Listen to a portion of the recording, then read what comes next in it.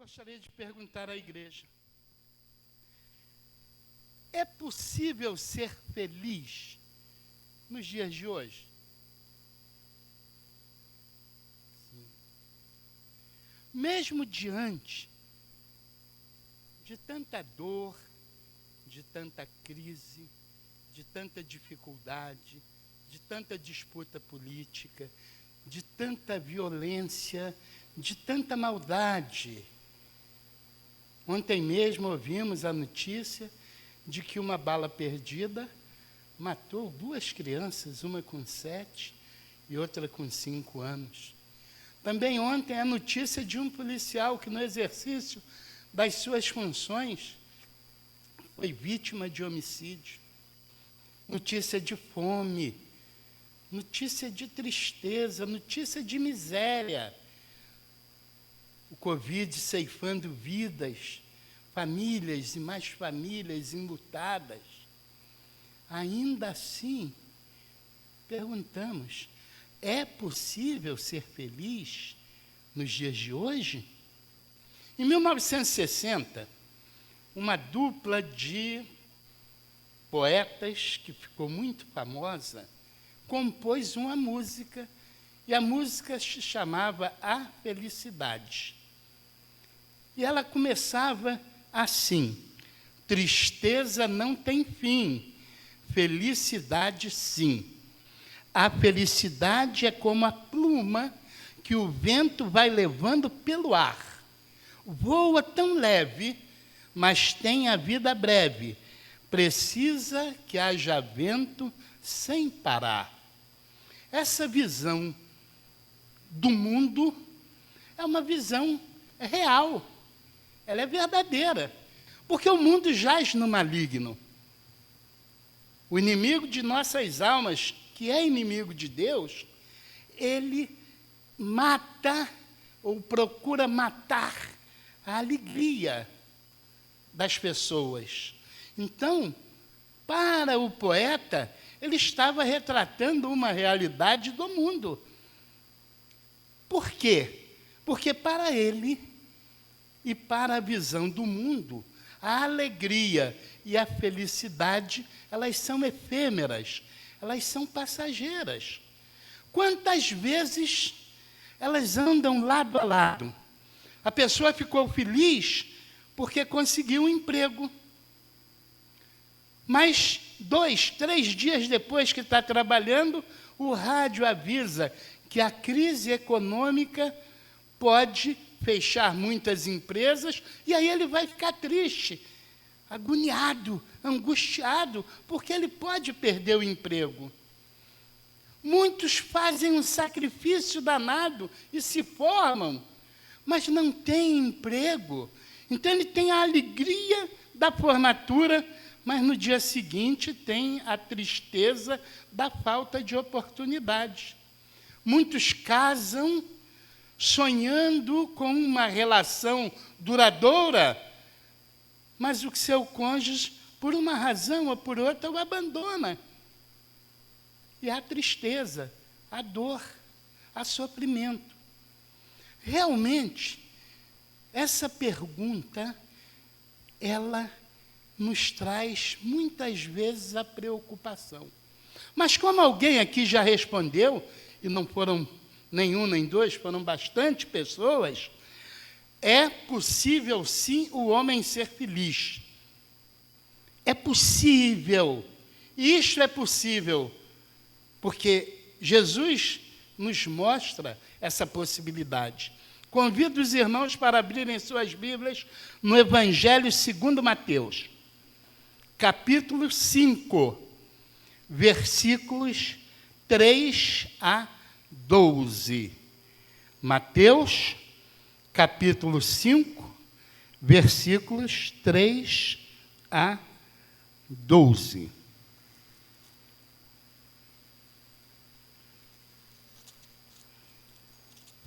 Amém? Diz assim a doce e suave palavra do Senhor. Jesus, vendo a multidão, subiu a um monte e, assentando-se, aproximaram-se dele os seus discípulos. E, abrindo a boca, os ensinava, dizendo: Bem-aventurados os pobres de espírito, porque deles é o reino dos céus. Bem-aventurados que choram, porque eles serão consolados. Bem-aventurados os mansos, porque eles herdarão a terra. Bem-aventurados os que têm fome e sede de justiça, porque eles serão fartos. Bem-aventurados misericordiosos, porque eles alcançarão misericórdia. Bem-aventurados limpos de coração, porque eles verão a Deus. Bem-aventurados pacificadores, porque eles serão chamados filhos de Deus. Bem-aventurados que sofrem perseguição por causa da justiça, porque deles é o reino dos céus. Bem-aventurados sois vós, quando vos injuriarem e perseguirem, e mentindo, disserem todo o mal contra vós, por minha causa. Exultai e alegrai-vos, porque é grande o vosso galardão nos céus. Porque assim como perseguiram os profetas que foram antes de vós. Oremos. Senhor Deus, amado Pai, a tua igreja está olhando para ti. Olhe também para nós, Senhor, com seu olhar de misericórdia. E assuma esse púlpito e fale aquilo que o teu povo precisa ouvir. É como oramos em nome de Jesus. Amém. Veja, os irmãos, que esse texto ele é extremamente rico. Ele é o direcionamento que Jesus dá acerca da nossa possibilidade de sermos felizes a despeito de vivermos em um mundo mau. Eu vim aqui também com a versão da Nova Tradução na linguagem de hoje, apenas para ilustrar. E diz essa versão: felizes as pessoas que sabem que são espiritualmente pobres, pois o reino do céu é delas. Felizes as pessoas que choram, pois Deus as consolará. Felizes as pessoas humildes, pois receberão o que Deus tem prometido. Felizes as pessoas que têm fome e sede de fazer a vontade de Deus, pois Ele as deixará completamente satisfeitas. Felizes as pessoas que têm misericórdia dos outros, pois Deus terá misericórdia delas. Felizes as pessoas que têm um coração puro, pois elas verão a Deus. Felizes as pessoas que trabalham pela paz, pois Deus as tratará como seus filhos. Felizes as pessoas que sofrem perseguições por fazerem a vontade de Deus, pois o reino do céu é delas. Felizes são vocês quando os insultam, perseguem e dizem todo tipo de calúnia contra vocês por serem meus seguidores. Fiquem alegres e felizes, pois uma grande recompensa está guardada no céu para vocês, porque foi assim mesmo que perseguiram os profetas que viveram antes de vocês. Se por acaso eu fosse arrebatado agora, não precisaria falar mais nada, porque esse texto é tão claro que não há sequer necessidade de desenvolver. Todavia, eu estou com algumas observações para nós vermos como Deus é maravilhoso conosco. O capítulo 5 trata das bem-aventuranças ensinada por Jesus. Bem-aventurança significa feliz, bem-aventurado é feliz, mas não uma felicidade simples, é muito além daquela felicidade que nós conhecemos, é muito além. E aí, quando nós vimos lá no versículo 2, que Jesus, vendo a multidão, se assenta e ensina, nós entendemos que felicidade pode ser aprendida. Que felicidade não é uma coisa que acontece ao acaso. Felicidade é alguma coisa que pode ser trabalhada e Jesus nos mostra isso. E aqui tem duas situações que me parecem muito interessantes. A primeira, que está no versículo 3, quando ele diz: bem-aventurados pobres de espírito, porque deles é o reino dos céus. Então, veja bem que aqui ele trata do presente. Os pobres de espíritos têm o reino dos céus. O reino dos céus pertence aos pobres de espírito. E o que seria o pobre de espírito? O pobre de espírito não é aquele que é pobre financeiramente. Não, o pobre de espírito é aquele que é submisso, que reconhece o poder de Deus. Esse é o pobre de espírito. Ele não é arrogante, ele não é autossuficiente, ele sabe que existe um Deus que rege e que administra todas as coisas. Porque o reino de Deus é o domínio absoluto de Deus sobre todas as coisas. Ainda que o seu inimigo, o inimigo de nossas almas, esteja trabalhando para não permitir o nosso acesso ao céu. O reino de Deus é um reino maravilhoso e é nosso, desde que sejamos espiritualmente pobres, espiritualmente dependentes da vontade de Deus. Por isso nós temos que exercitar. Muitas vezes as pessoas dizem: olha, amanhã eu te vejo. E nós temos que dizer: se Deus permitir. Porque a vida é fugaz. Estamos aqui, talvez daqui a alguns minutos não estejamos mais. Nós não sabemos. Quando nós nos tornamos dependentes de Deus, o que acontece conosco? Nós estamos dando o primeiro passo para sermos felizes. O primeiro passo. Porque a nossa felicidade, ela transcende ao sentimento que nós vivenciamos aqui. Ela vai muito além. Ela vai muito além. Então, Jesus coloca o primeiro requisito: que sejamos pobres de espírito, ou seja, que reconheçamos o poder de Deus. Os outros requisitos se o primeiro é na linha vertical, os outros são na linha horizontal.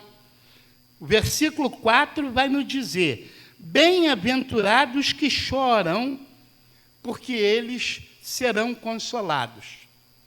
Nós choramos, sim. Nós choramos pela miséria alheia. Nós choramos por um mundo perdido. Nós choramos quando de noite, vindo dos nossos trabalhos, passamos por lugares, por bares, por restaurantes. Quando o pastor vai para a casa dele depois do culto, ele com certeza chora por aquelas vidas que estão se perdendo naqueles botequins, naquelas naqueles bailes. Crianças jovens, adolescentes, perdidos na bebida, perdidos na prostituição, perdidos nas drogas. Com certeza, o pastor, a irmã e todos aqueles que fazem aquele trajeto, o irmão Luiz, quando passa por ali, e olha aquela imundície da humanidade, chora. Nós choramos, porque nós sabemos que aquelas pessoas estão céleres para o inferno. E nós choramos porque Deus está chorando também. Porque Deus não se agrada daqueles que se perdem. E nós choramos por eles. Por isso, o Senhor nos... Bem-aventurados que choram, porque eles serão consolados. Mas veja, aqui fala no futuro. Os que choram serão consolados por Deus. Não é consolado. E por que não é consolado? Porque é no futuro. Porque enquanto não vier, não voltar, não acontecer a volta gloriosa de Jesus, isso vai ser uma realidade. Só quando Jesus voltar, aí sim os que choram serão consolados. Nós choramos.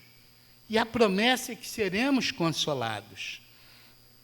O versículo 5 vai nos dizer: bem-aventurados os mansos, porque eles herdarão a terra. E o que está acontecendo hoje? Há uma disputa de poder, há uma disputa de interesses, de empresas, de financeiros, há uma disputa tão grande, é uma disputa fratricida, irmãos brigando contra irmãos. E aí o Senhor vai nos dizer: bem-aventurados mansos. Aquele que é manso é aquele que tem um coração calmo. É aquele que tem um coração em que o agir de Deus acontece. Ele olha com mansidão, ele olha com ternura, ele não aceita as disputas, as brigas, os atos de intolerância. Hoje a gente está vendo muito disso. Há uma briga desordenada, há uma intolerância que está permeando toda a sociedade, racial, étnica, política, religiosa. Os mansos, eles se afastam das pelejas. Eles são mansos, são como cordeiros. O cordeiro é um dos animais mais mansos que existe. Eu tinha um conhecido que trabalhava em matadouro, e ele dizia uma vez para mim, ele disse: a coisa mais triste é quando nós matamos um carneiro, uma ovelha, um cordeiro. Porque é o único animal que você não precisa ir a ele. Você pega a faca afiada, coloca aqui, ele vai, e quando você puxa, ele vem correndo e se joga na ponta da faca. É manso, é um exemplo de mansidão. Ele sabe, ele pressente que vai morrer, mas ele não faz como o porco, que fica berrando, berrando, berrando, como um cabrito que berra, berra, berra. Não, o cordeiro é manso, ele vai para a morte, ele vem para a morte, ele fica ali, como nosso Senhor Jesus, como um cordeiro mudo, pagou com a sua própria vida uma dívida que era nossa. No versículo 6, vai dizer, vem também no 5 uma promessa: eles herdarão a terra prometida. Herdarão, os mansos herdarão. Também no futuro, Não vamos herdar agora. Por quê? Porque agora a terra está no maligno, está contaminada. Mas no futuro, nós herdaremos a terra, que pode ser a Jerusalém celestial, mas nós herdaremos. Vai nos dizer: bem-aventurado os que têm fome e sede de justiça, porque eles serão fartos.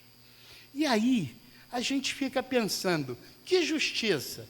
É essa justiça humana que é falha, que é corrupta, que dá decisões apenas para agradar os seus interesses, ou interesses de um grupo, ou interesses de alguém? É essa justiça que distorce a Constituição? É essa justiça que permite a existência de leis absolutamente contrárias àquilo que Deus já estabeleceu e que se tornou lei? Porque faz bem à sociedade, mas que se distorce? Essa justiça que distorce o conceito de família? Não. Mas é a justiça de Deus. É a justiça que todos nós clamamos. Nós temos sede de justiça, mas da justiça de Deus. E aí, Jesus está nos ensinando que felizes serão aqueles que têm fome e sede da justiça de Deus, porque eles serão saciados. Deus nos garante isso. Ele nos garante que nós teremos a sua justiça revelada no seu tempo. É muito importante nós entendermos.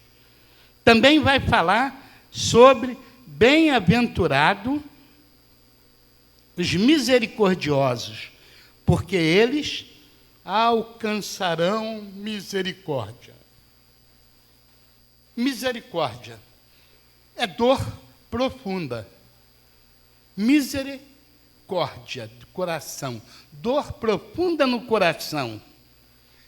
Essa dor profunda no coração nós temos que ter, porque da mesma maneira que Deus teve uma dor profunda em seu coração e enviou o seu Filho para que nós fôssemos salvos da morte eterna, que nós fôssemos salvos das trevas e da escuridão, também nós temos que ter misericórdia do nosso próximo, do nosso irmão,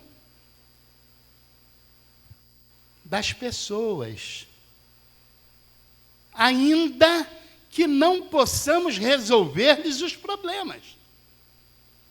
Mas desde que você olhe com um olhar de misericórdia para quem sofre, para quem passa fome, para quem passa frio,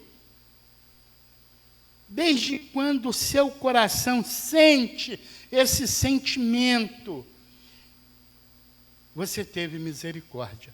E aí, quando você tem misericórdia, a promessa de Deus é: eles alcançarão misericórdia. Ou seja, o texto está nos dizendo, em outras palavras, o seguinte: se você for misericordioso, no dia do juízo, Deus terá misericórdia de você. Então, muitas coisas que vai nos levar a ser feliz, nem sempre é essa felicidade terrena e de agora, mas é uma felicidade que vai acontecer no porvir. A felicidade decorrente da salvação. Mas Deus também diz o seguinte: bem-aventurado os limpos de coração, porque eles verão a Deus. E aí, a gente percebe que o misericordioso é aquele que tem um coração que sofre a dor do outro. O misericordioso é aquele que tem uma empatia pelo sofrimento alheio. Isso é do coração. Ele tem que ter um coração limpo, ou seja, um coração semelhante ao de Jesus, puro. Os nossos pensamentos, sentimentos, atitudes e propósitos têm que ser os mesmos que Jesus teve, conforme vemos em 1 Pedro 2:22. Embora, no dizer de Isaías, sejamos impuros, que habitam em meio a outros também impuros, podemos orar como salmista, pedindo um coração puro, conforme vemos nos Salmos 51, de 6 a 10. Na manifestação futura do reino, os puros de coração verão a Deus. Uma outra característica que Cristo nos ensina: bem-aventurados pacificadores, porque eles serão chamados filhos de Deus. Tudo está na prestação de contas no juízo.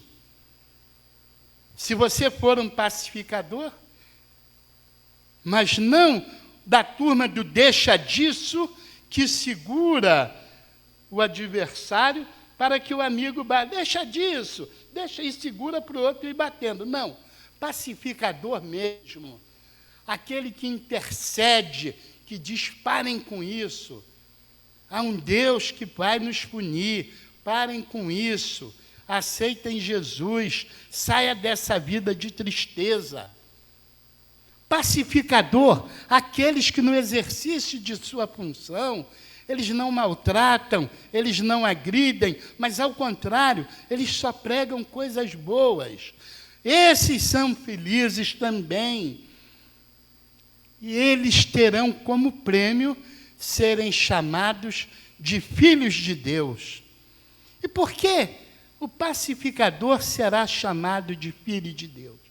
Porque a morte de Jesus, Jesus veio para nos pacificar com Deus, para nos reconciliar com o Pai.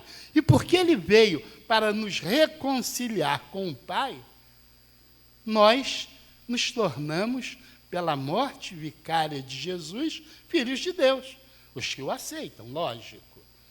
Então, os pacificadores serão chamados de filhos de Deus. O versículo 10 vai dizer: bem-aventurados que sofrem perseguição por causa da justiça, porque deles é o reino dos céus. Então veja que é a segunda situação em que o fato se dá no tempo presente. Quem é perseguido por defender Cristo, ele é integrante do reino dos céus. Ele não será, ele já é. Nas outras situações, o exame será feito no juízo, mas o perseguido já é. E por que o perseguido já é e não será? Porque ele já está vivendo plenamente a função de Cristo aqui na terra. Ele se torna semelhante a Cristo, porque Cristo foi perseguido e ele está sendo perseguido. E Cristo era a própria manifestação física do reino de Deus. Então, aquele que é perseguido por causa de Jesus, veja bem, este já pertence ao reino de Deus.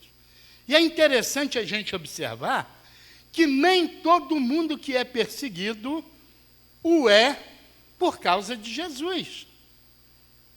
Ele pode ser perseguido por todos os outros motivos mundanos.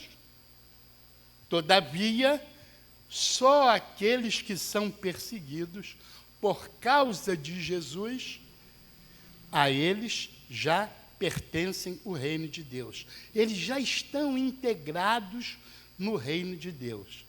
Um amigo meu falou ontem, eu não pude ainda fazer uma pesquisa, mas ele estava dizendo que a China tem 2 igrejas cristãs na China. Não sei. Ele merece crédito. Ao me falar, me deu as fontes e eu vou pesquisar.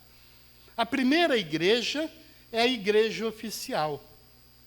É a igreja em que o governo permite que ela funcione. A outra é a igreja perseguida.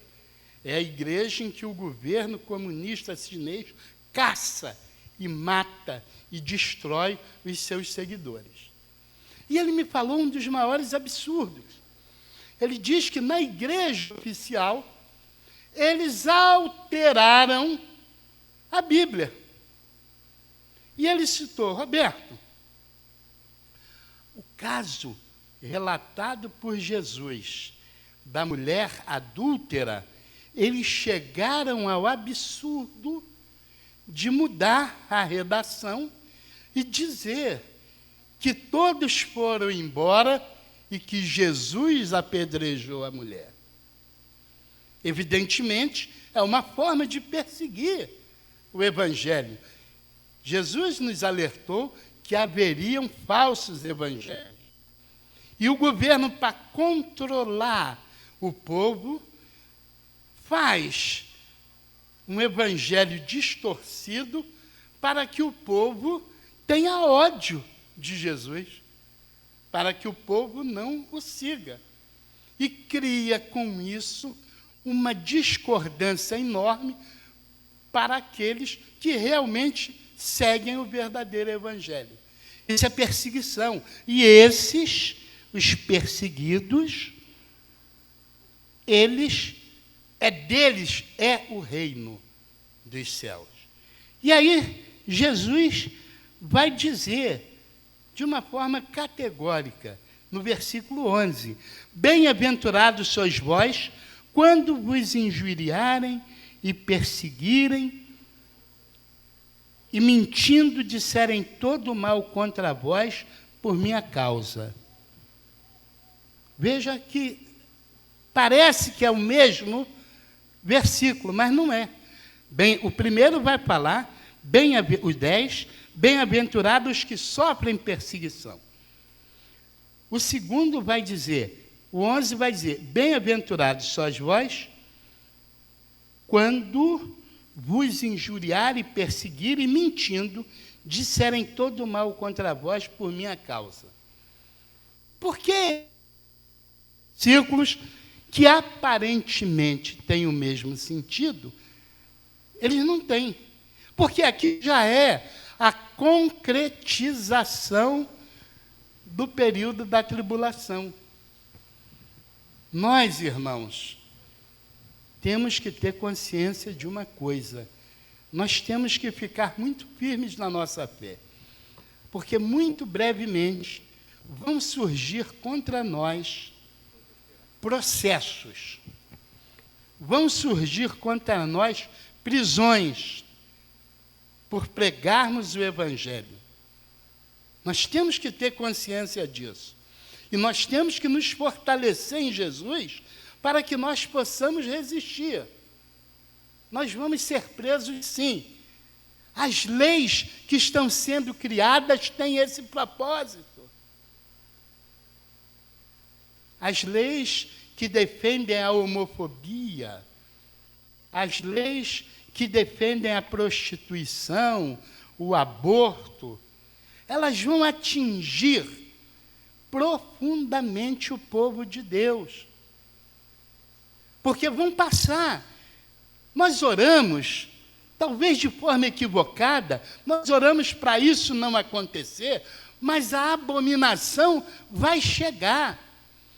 Nós temos que orar para Deus guardar o seu povo. Mas nós vamos sofrer. Muitas igrejas vão responder a processo por pregar o Evangelho. Muita gente vai usar a lei dizendo que está havendo uma discriminação racial, de gênero, enfim, de todas as coisas que Deus abomina. E aí, é para esses que vão pegar esse tempo, e a meu ver não vai demorar muito, é para esses o versículo 11. Bem-aventurados sois vós, quando vos injuriarem e perseguirem, e mentindo disserem todo o mal contra vós, por minha causa. Mentindo disserem todo o mal contra vós. Aonde? Nos tribunais. Nós vamos parar nas barras dos tribunais por defender o Evangelho. Nós temos que estar preparados. E por que a gente chega a esse entendimento? A partir do versículo 12, que ele vai dizer: exultai e alegrai-vos, porque é grande o vosso galardão nos céus, porque assim perseguiram os profetas que foram antes de vós. Então, Jesus está nos dizendo uma coisa: todos nós que defendemos o Evangelho somos profetas de Deus. E da mesma forma que no passado os profetas foram perseguidos, também nós, no presente e no futuro próximo, seremos perseguidos. Porque o sistema do mundo é contra Jesus. O sistema está urdindo uma coisa terrível, que não é terrível para nós, que conhecemos a palavra, mas já está sendo tudo preparado para a chegada do anticristo. Tudo está sendo preparado. Tem um autor, um historiador, que faz muito sucesso atualmente, Noah Harari, Yuval Noah Harari. Ele acaba de lançar uma proposta falando sobre a Covid, e ele diz simplesmente o seguinte: já está na hora da chegada de um líder mundial. É o anticristo, que está sendo pregado, que está sendo preparado.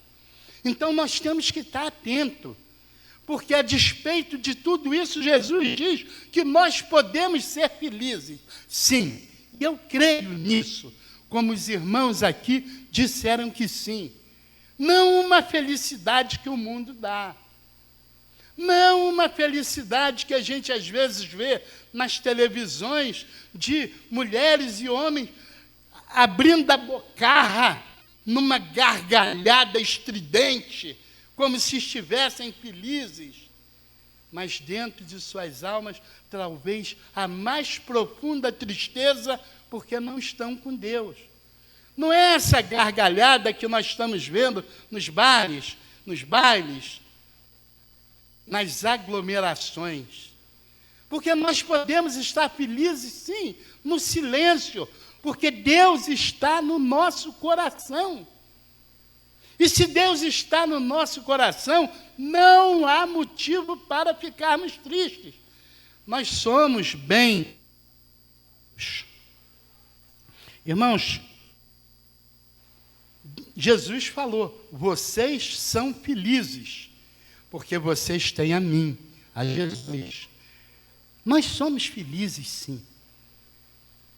Ainda que não estejamos gargalhando, porque a felicidade, ela não é gargalhar, não é farrear, não é gritar. Isso não é felicidade. Essa felicidade do mundo, ela é tão volúvel. Você fica feliz da vida quando o seu time faz um gol. Mas quando ele recebe 2 gols e o seu time perde, você sai na mais profunda tristeza. Não é essa a felicidade.